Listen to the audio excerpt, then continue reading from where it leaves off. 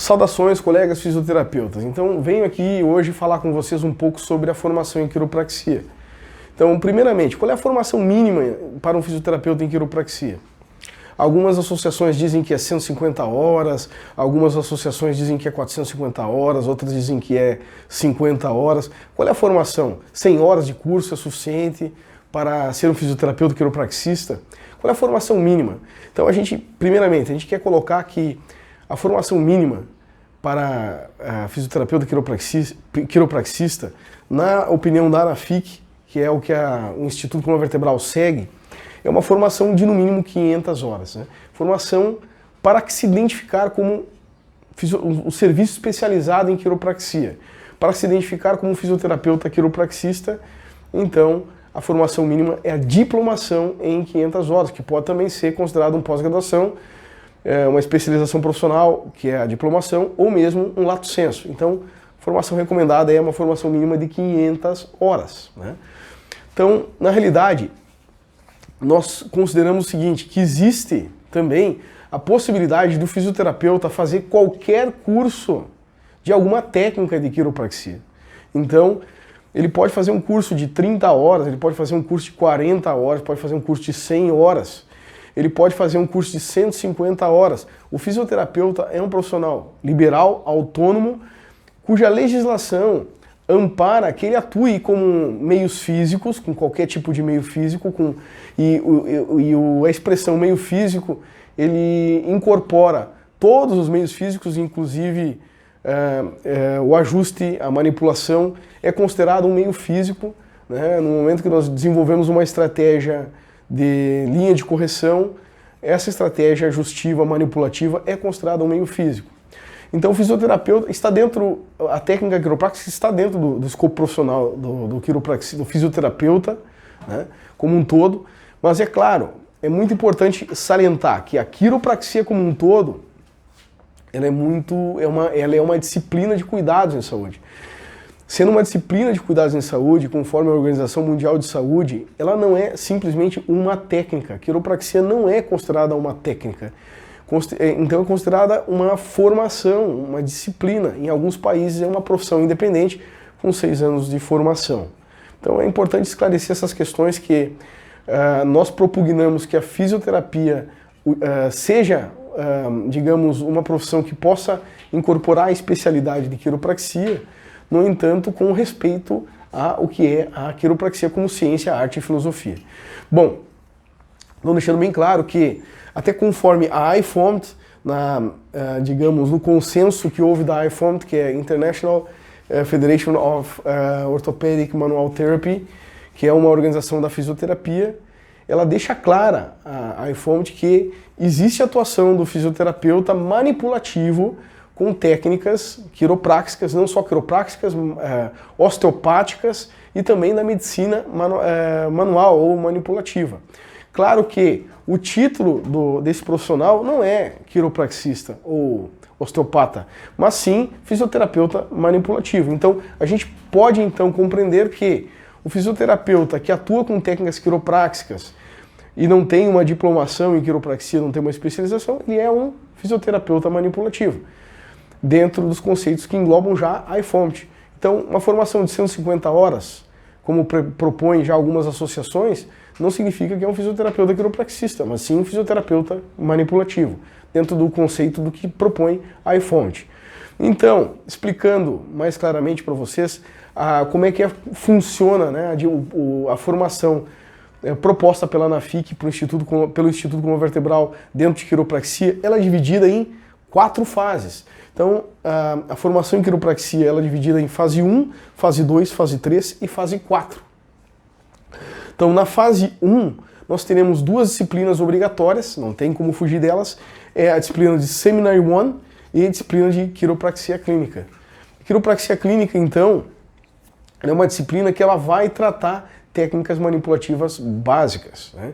Então, tanto apendiculares quanto axiais e cranianas básicas, onde o fisioterapeuta ele vai começar a desenvolver as primeiras estratégias da fisioterapia quiropráxica, né, como um fisioterapeuta manipulativo. Dentro da disciplina do Seminary 1, nós teremos então fundamentos de quiropraxia, onde vai se aprofundar, se aprofundarão diversos conceitos sobre história, filosofia e também biomecânica aplicada à quiropraxia, já com um aspecto um pouco mais avançado. Então, é muito importante entender que é possível que as pessoas, os profissionais, os fisioterapeutas, façam outros seminários mais avançados, mas, de fato, é possível fazer, como um fisioterapeuta manipulativo, fazer qualquer técnica, qualquer procedimento aqui dentro, da fase 3, da fase 2, da fase 1. No entanto, né, existe sim uma concatenação pedagógica, ou seja, se o indivíduo primeiro faz o Seminário 1, depois ele faz o quiropraxia clínica, né, ou quiropraxia clínica e Seminário 1, que é o mais comum acontecer. Digamos, a possibilidade de ele assimilar melhor os conteúdos nas técnicas, digamos, específicas de quiropraxia é muito melhor, né? Então a capacidade de ele compreender os conceitos, ele estar preparado para o posicionamento, para a listagem biomecânica, ele vai incorporar muito melhor os conceitos que vão vir nas outras técnicas. Então essa é uma recomendação que a gente faz e é importante a gente estar notificando isso para vocês nesse vídeo. Então, depois da fase 1, nós temos a fase 2, que são técnicas de fisioterapia aplicada, de traumatologia aplicada, muito mais direcionadas para a prática clínica da quiropraxia. Então, na fase 2, nós vamos ter elementos de traumatortopedia, de reumatologia, de liberação miofascial, de ART, de dry needling, neuropático e avaliação neurológica. É importante que todos esses cursos eles só são computados no programa se eles são devidamente registrados junto à associação. Então, para que sigam o mesmo patamar de qualificação técnica, então, e de linguagem técnica, a gente vai aceitar, então, somente os cursos que são registrados. Então, tem uma matrícula junto à ANAFIC, tá? Então, depois da fase 2, né, nós teremos a fase 3, que são técnicas específicas, e a fase 4 já entra na prática supervisionada. Importante colocar que na fase 1 são 150 horas o total, na fase 2 são 90 horas e na fase 3 são 160 horas no mínimo, tá? E a F4 são 100 horas, né, no mínimo. Que na fase 4 também o aluno tem que deixar pelo menos 50 horas para fazer depois de terminar a fase 3, certo? Para que ele possa ter oportunidade de praticar sob supervisão depois de ele ter concluído a fase de técnicas específicas. Então, esse é um elemento muito importante para que haja qualidade na formação. E é o que a gente observa muito. Em muitas pós-graduações que a gente observa, em várias áreas, não só na quiropraxia, às vezes algumas coisas, alguns parâmetros de qualidade, né, não são observados, quanto no programa de ensino continuado que eu estou explicando para vocês, que gera o certificado de diplomação em quiropraxia. Então é muito importante, né, vocês saberem alguns conceitos, que a diplomação, o mínimo é 500 horas, mas você pode diplomar com mais horas, né, mas cada fase tem que ser observada. Você pode diplomar com 550, com 600, com 700 horas, com 800 horas, a diplomação básica. E quando você alcançar 1.500 horas, como está exposto ali, você vai ter a diplomação Master, que é o nosso mestrado em quiropraxia, reconhecido pela ANAFIC, que é a formação que a maior parte dos professores em quiropraxia do Brasil tem hoje. Outras considerações importantes é que na F2, né, na F2 você tem alguns programas de entidades parceiras, como o programa de diplomação e reabilitação traumatortopédica,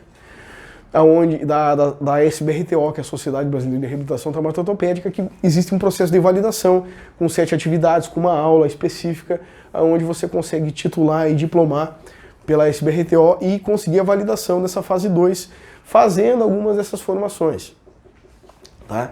Na fase 3, então, vocês têm que concluir 160 horas. Né? A maioria dos cursos são de 30 horas, o curso de TAI é uma exceção que é 40 horas, né? Mas vocês não precisam ter todas as técnicas específicas, mas vocês vão ter que fechar 160 horas dessas aqui. Se vocês tiverem 200 horas de técnica específica, vai ser certificado, vai ser juntado no certificado, certo? Mas vocês não poderão deixar de fazer 150 horas da fase 1 nunca, vocês não vão poder deixar de fazer 90 horas da fase 2, a gente pode até considerar quem tem pós-graduação em traumato-ortopedia, mas será necessário então que vocês tenham todas as fases. Quem tiver carga horária a mais na parte específica, essa carga horária a mais será acrescentada no diploma.